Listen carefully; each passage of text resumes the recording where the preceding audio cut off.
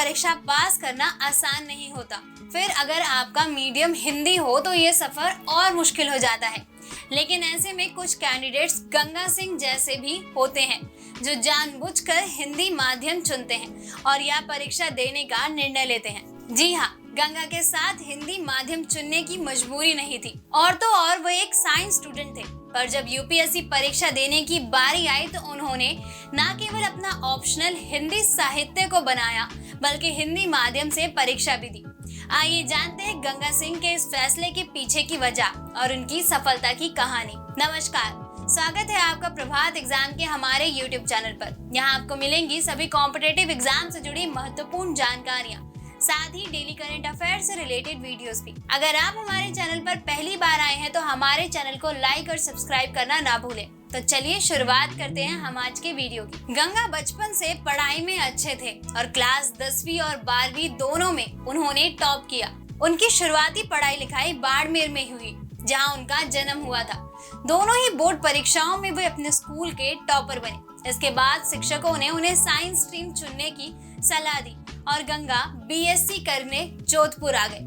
उन्होंने physics, chemistry और maths विषयों से ग्रेजुएशन पूरा किया और इसी दौरान उनका झुकाव यूपीएससी की तरफ हुआ। इस कॉलेज में आकर उन्हें वो एक्सपोजर और संसाधन भी मिले जिनकी सहायता से उनकी सोचने समझने की शक्ति में काफी बदलाव आया। ग्रेजुएशन के आखिरी साल से गंगा ने यूपीएससी सीएसई परीक्षा की आरंभिक तैयारी शुरू कर दी थी।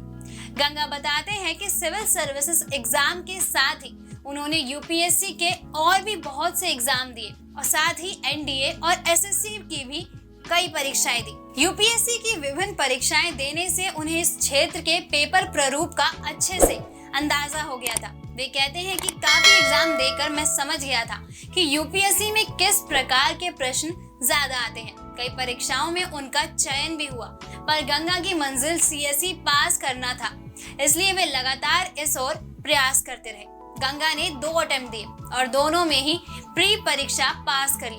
हालांकि उनकी रैंक आई सेकंड अटेम्प्ट में, जब वे ऑल इंडिया रैंक 33 के साथ टॉपर बन गए।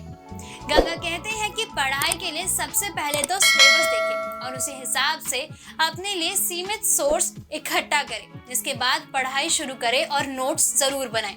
वह कहते हैं कि नोट्स बनाने से अंत में रिवीजन करना आसान हो जाता है, इसलिए छोटे छोटे नोट्स जरूर बनाएं। जहां तक करंट अफेयर्स की बात है तो इसके लिए सालों पहले से रोजाना पेपर पढ़ने की आदत डालें। पेपर पढ़ते समय ध्यान रहे कि केवल अपने विषय की ही खबरों पर ध्यान दें, बाकी फालतू खबरों पर समय बर्बाद न करें। कुछ दिनों में आप पेपर जल्दी से और चुनिंदा खबरों को पढ़ना सीख जाएंगे।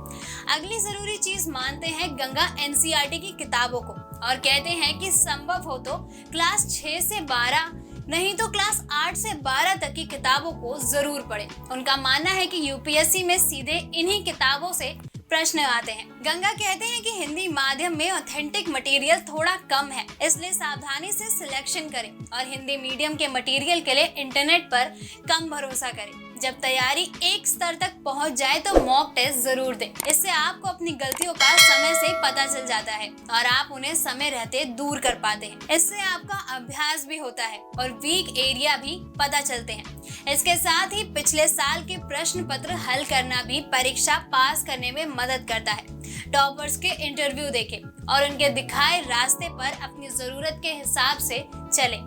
सही दिशा में कड़ी मेहनत करते हुए आगे बढ़ेंगे तो सफलता जरूर मिलेगी और माध्यम कभी आपके रास्ते की बाधा नहीं बनेगी। दोस्तों, अगर आपको हमारा ये वीडियो पसंद आया हो तो इसे लाइक और शेयर करना ना भूलें। जल्द आपसे फिर मुलाकात होगी एक नए टॉपिक पे एक नई वीडियो के साथ।